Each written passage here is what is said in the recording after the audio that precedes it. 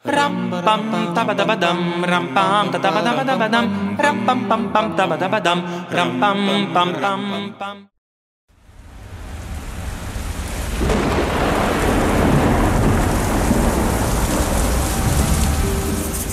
Тихият пролетен дъжд звънна над моята стряха. С тихият пролетен дъжд колко надежди изгряха. Тихият пролетен дъжд слуша земята и тръпне. Тихият пролетен дъжд пролетни приказки шъпне. В тихия пролетен дъжд сълзи, възторг и оплаха. С тихия пролетен дъжд колко искрици изтляха. За мен Николай Лилиев се отличава доста от по-голямата част от символистите, които познавам. В неговата поезия се открива една доста живописна природа на картината много често, по този начин премесена с човешки емоции, с лека меланхолия, може би, лека носталгия.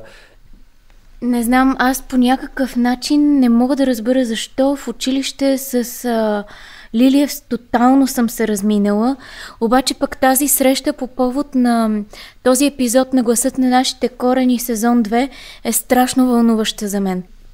Толкова личностно, толкова красиво обагра на неговата поезия от природата е, че просто аз чета и крещя от щастие. И сега всъщност се сещам, докато говоря, че на времето пък бях много обсебена от Нона Йотова, която имаше страхотни песни, сега се отдава май повече на политика и театъра, но на времето създаваше страхотна музика и в моите тинейджърски години много съм я слушала. И си спомням, че тя имаше нейна песен върху това стихотворение. И аз, примерно, ти препоръчвам в някой от постовете, който ще рекламира този епизод, да пуснем и песента на Нона Йотова, защото наистина е вълшебна. Ще я пуснем със сигурност, аз ще си я пусна още като свърши записа, аз не знаех, че има такава песен. Истината е, че и аз се разминах с Лилиев в училище, обаче не по мое желание. Беше ми един от най-интересните автори, обаче кучето ми изяде книгата, която си бях взел от библиотеката. Бях отишъл за пръв път в библиотеката в квартала, където точно до нас, взимам си книга с поезия на Лилиев, слагам си я вечерта до леглото и кучето я изяде. Значи, представяш ли си твоето куче, какво се е случило с него? Повърна ли после? Не е повърнал в интерес на истината, обаче представи си сега какво знание има в него. Каква символика е залегнала. Интересно е как ние в училище имаме някаква задължителна програма и след това живота по някакъв незадължителен, абсолютно свободно избираем начин ни среща с автори, с които ние по някакъв начин сме се разминали, не сме дооценили или не сме дочели, или сме изкръшкали, или избягали от час, или каквото и да е.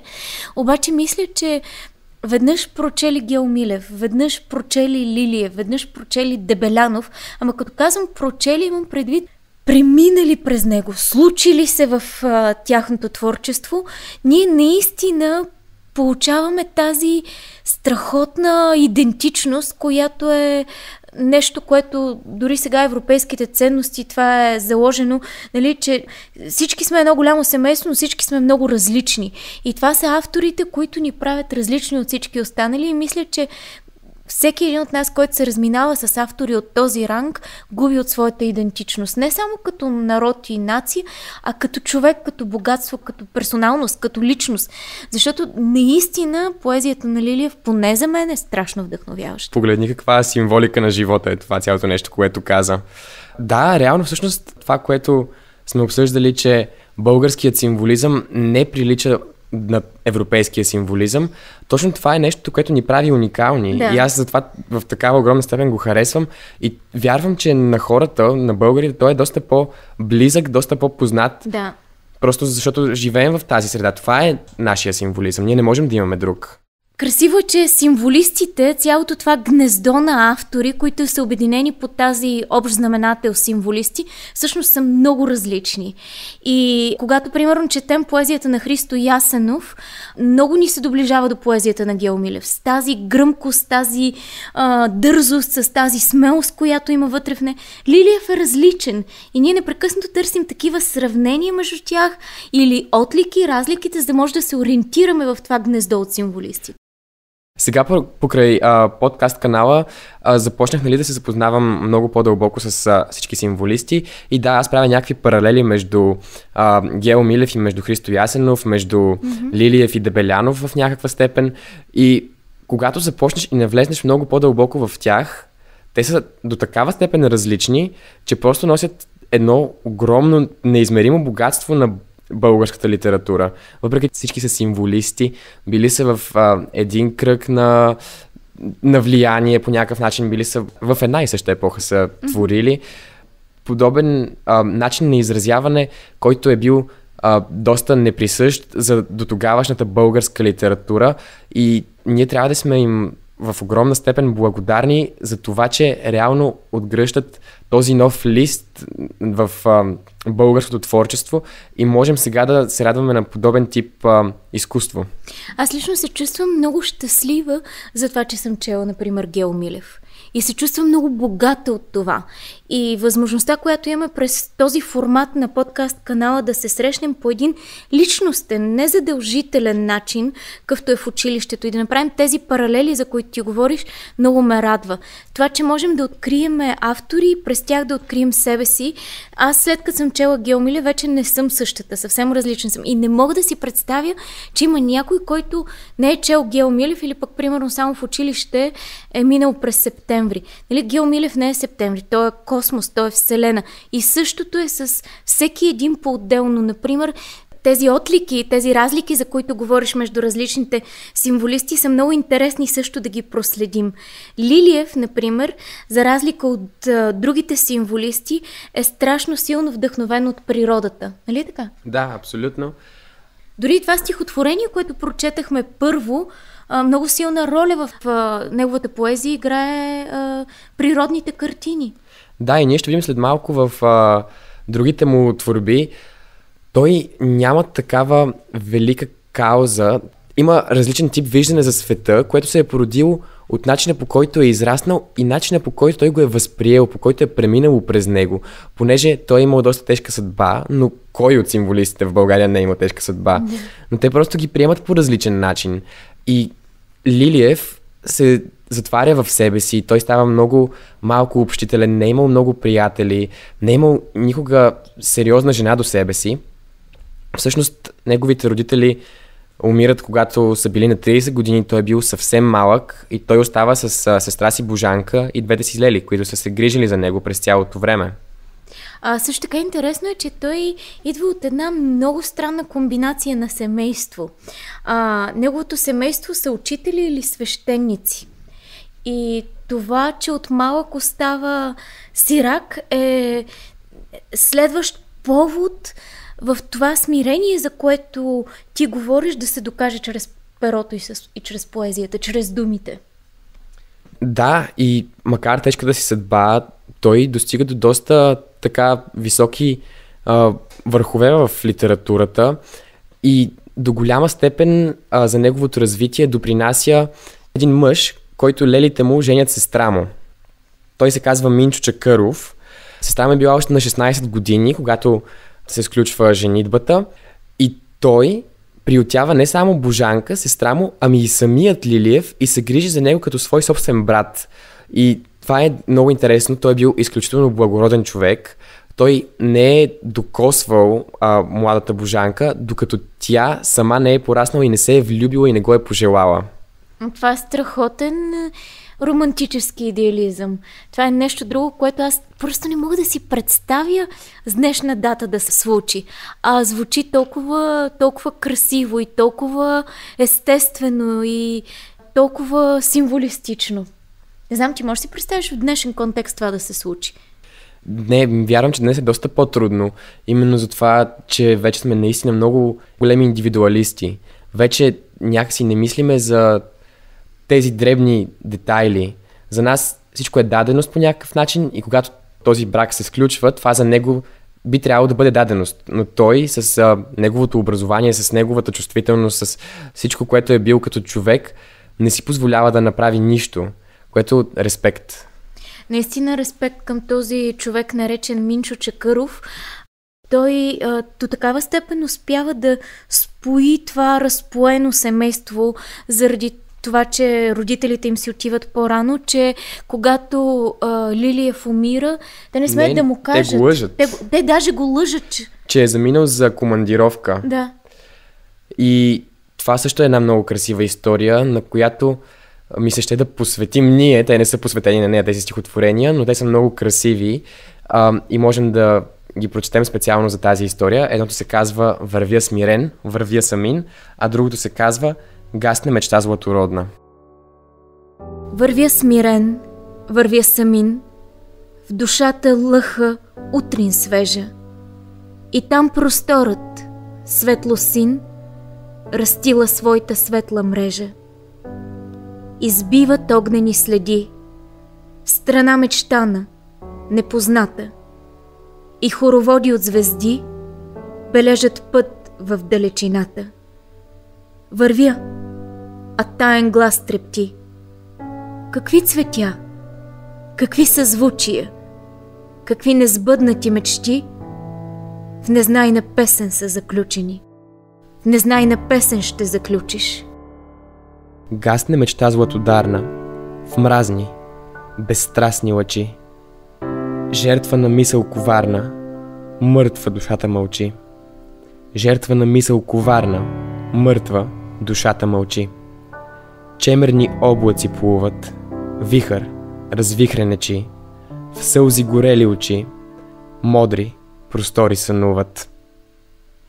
Много тъга се усеща в поезията на Николай Лилиев. Много стъга, много мечта, много блян към нещо недостижимо, към нещо свято, към нещо далечно, към нещо мечтано. И сякаш това остава недостигнато в неговата поезия. Но освен поет, той е и блестящ преводач, есеист, театрал, законодател, езиков законодател. И въобще той е едно много широко скроено явление в новата българска литература.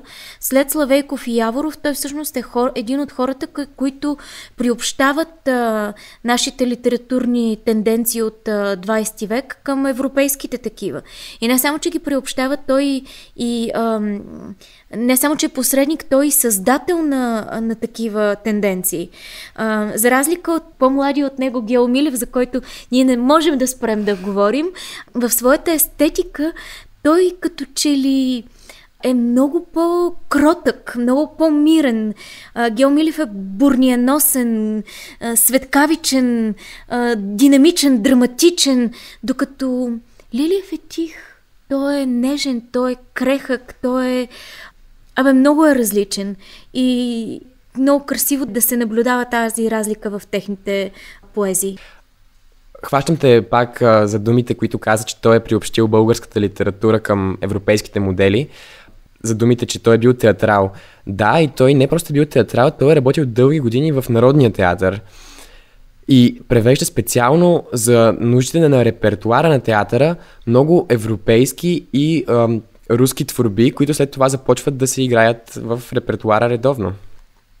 Значи той е бил драматург на Народния театър от 34-та до 60-та година и оставя едни много трайни следи в българската театрална култура, като се обръща към добрите театрални образци на България от онова време, каквито са Пенчо Славейков и Пейо Яворов. Присъствието му се оказва особено важно от гледна точка на създаването на българска драматургия. Не само създаването, ами и преводът на драматургия. Той е правил превод на Сън в лятна нощ, Ромео Жулиета, Краулир на Шекспир, Пиер Корней на Сит е превеждал, на Морис Метерлинк е превеждал Чудото на Свети Антоний, на Хофман стал Електра. Въобще сериозна е неговата работа и на театралната сцена. И всъщност името му е свързано с разцвета на българския театър през 30-те и 40-те години, което е доста сериозен факт. Неговото истинско име е Николай Михайлов Попиванов. Въпреки това, той се подписва на първите си творби с различни псевдоними, като Одованчик, Анонимус, Лилипут. За мен е ясно защо той би предпочел в някаква степен да не се подписва с истинското си име. Както споменахме, той е бил много затворен човек, много срамежлив. Предполагам, не е искал около него да се вдига голям шум. Другото, което е за него, творбата, която той ще представи, е много по-важна от името, с което ще се подпише.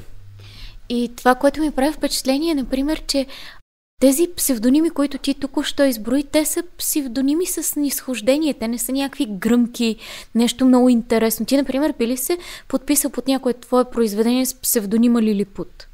Трудно. Да, значи това наистина говори много и за самата негова личност, за която, за да изградим така един по-пълнокръвен портрет на Лилиев, отворихме книгата на професор Юлиан Вучков "Върховете в историята на българската литература" и оттам избрах един цитат, който много ми хареса. Николай Лилиев е може би най-чистият, най-завършеният български лирик. Ако имаме предвид красотата на задушевното звучене и голямата изисканост на стихотворната техника.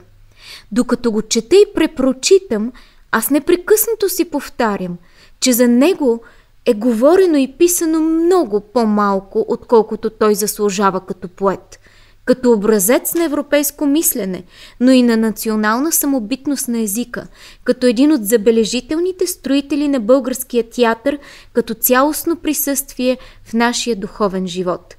Лилиев се прекланя пред сложността на човешката душа, но се стреми да я разбере, като потъва в немалко от нейните дълбочини, в нейните тайни.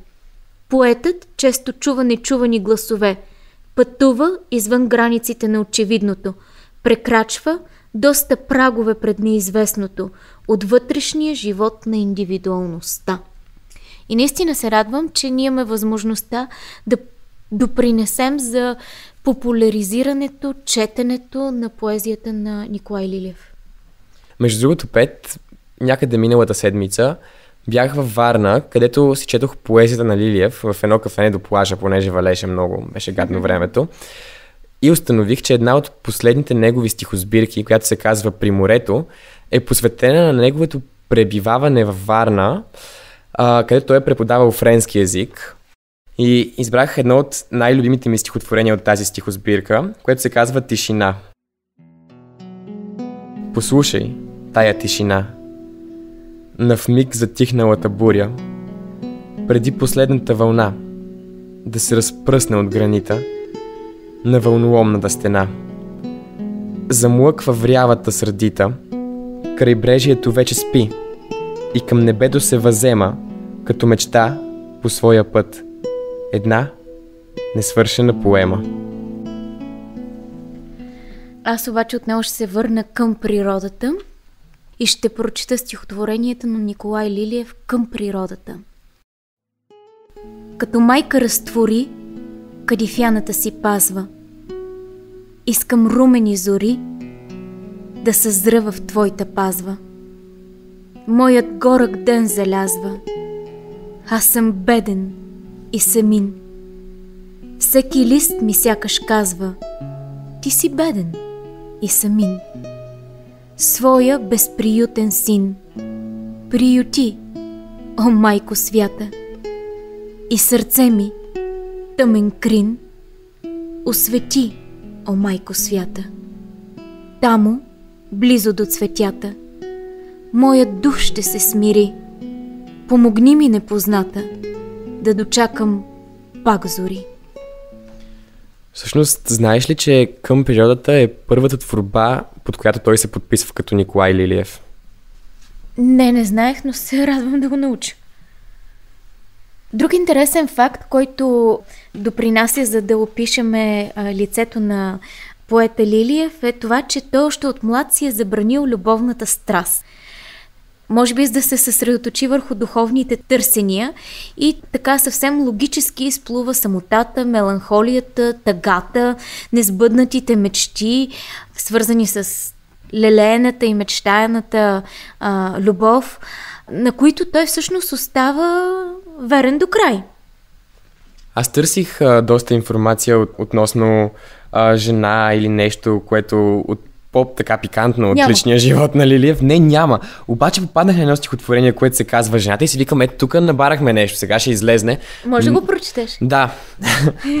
Жената. Жената, която от паметни дни сърцето ми пламенно, страстно обича, живее в незнайни, далечни страни и ничия, никога тя се нарича. Тя има над мене безименна власт и всякоя гънка ми спомня за нея. На пролет тя кани в разлистния храст, на есен в безшумната плаха алея. Над нейния замък мълчание бди, житейската врява до нея не стига и своите жертви тя дебном следи, разтворила нощем над звездната книга. Тя люби печалната, бледна луна, която целува полята безбрежни, и нейната мисъл не знае злина, и нейните думи са тихи и нежни. Тя люби потайния приказен мир, потънал в мъглите на здрачна далечност, и в нейния поглед, планински тих вир, оглежда се мълком безмълвната вечност от своите свити лазур върхове, които крилата мечта не догоня. Тя тръпном се вслушва и тръпне и зове, но нейният зов се в снежинки отроня и нейната поход, безплътна в нощта, от тъмни желания нивга не трепва. Тя слуша чаровния танц на смъртта и тихи любовни легенди нашепва. На вихрена младост, най-свидния свят, на пусто за нея сърцето обрича, живее живота на приказен свят и ничия, никога, тя се нарича. И тук веднага става ясно, че тя е ничия, тя е никога и тя е много далечна. Няма при него нищо пикантно. Имам какво да ти отговоря. Рушат се девствени прегради и плачат в своя сън. Цветята на надежди млади, забравени от Бога вън. Животът ми разсичат мълнии и бездни зеят в моя път. Знам, Твоята воля се изпълня и моите детски вери мрът. Пред Твоя зов, любов зловеща, любов убила навсегда, утеха на всяка среща, утеха на всяко да. Отдай ръка и пощади ме, да не угасне без следа. Аз вярвам в Твоето кобно име, аз вярвам в Твоята звезда. Това е страхотно стихотворение за песен. Ако можех да пиша музика, щях да напиша песен по това стихотворение. Мисля, че Нона Йотова само не се е сетила. Аз се замислих дали реално това да си забрани любовта, страстта е негов съзнателен избор или нещо се е случило при него, което го е накарало това да се случи. Много ми стана интересно. Баща ми викаше, не съм му била на кръщенето, не знам. Друг интересен факт за Лилиев е това, че така в цялата тази омая на смирение, на едно такова вътрешно вглеждане, на една такава интровертност, идва и факта, че той е бил доста болнав. Още от дете е бил много болнав. Претърпява някаква голяма животоспасяваща операция в Виена и едва се спасява от нея, така че страданието, болката, безпаричието са негови непрестанни спътници. Често получава внезапни болки, това разбира се го отчуждава от хората и от света. И с годините тази тенденция за алиенация и отчуждаване се задълбочава все повече и повече, не излиза често, не ходи на гости. Знаем за писателското кафене, което е така доста посещавано от поетическия хайлайф. Лилиев прави голямо изключение в този смисъл. Участва в Първата световна война, както повечето поети-символисти, воюва и на фронта, но след нея той дори става вегетарианец, храни се малко и въобще така една доста вглъбена личност. Кръчмите не го привличат. Но има един интересен факт. Често с Ангел Каралийчев и Фурнаджиев ходят по млекарниците. На времето млекарниците са били едно нещо много популярно място и там са продавали различни млечни продукти. Ходили се в сладкарница Роза, която е била една от топ сладкарниците. Те са били всъщност няколко и която е била отворена до полунощ. И Лилиев, внимавай, си поръчвал меланж, а Каралийчев и Фурнаджиев горещ пилешки бульон с лимон. Да, всъщност Каралийчев и Фурнаджиев са били двамата му най-така верни спътника около него, хората с които той си е общувал изключително често. И тук много ме впечатли един спомен на Ангел Каралийчев, който е следния. Ние капвахме за сън, но не можехме да се откъснем от този сладкодумен човек. Спомням си, че веднъж попаднахме някъде в Лозенец на Търговската гимназия. Николай се спря пред една вехта дъщена ограда, закривена и полусъборена. Той протегна десницата си и започна да я милва, тъй както влюбените гадят приятелките си. Тези стари огради ми напомнят някогашната Стара Загора. Там ги имаше много. Те ми наумяват онези далечни години, когато бяхме много млади. Много нещо ми разказват тези вехти и сухи тараби. Тихият пролетен дъжд звънна над моята стряха. Стихият пролетен дъжд колко надежди изгряха. Тихият пролетен дъжд слуша земята и тръпне. Тихият пролетен дъжд пролетни приказки шепне. Много е интересен живота на Лилиев, творчеството на Лилиев, начинът по който той е творил. Аз нямам търпение да отида сега до книжарницата и да си купя отново една стихосбирка, която вече не живее у нас и да се запозная още повече така в подробности. Сега ще ви прочетем последното стихотворение на Лилиев, с което той завършва пътя на своето творчество, което се казва "В далечни спомени". В далечни спомени се губя. Какво ли ще намеря там? Дали животът, който любя, ще затрепти с нервен плам? Или смъртта, която чака и непрекъснато зове да минат в гънките на мрака най-верните й синове? Подкастът "Гласът на нашите корени" се осъществява с финансовата подкрепа по програма Европейски корпус за солидарност Ram-pam, tabadabadam, ram-pam, tabadabadabadam, ram-pam-pam-pam, tabadabadam, ram-pam-pam-pam-pam.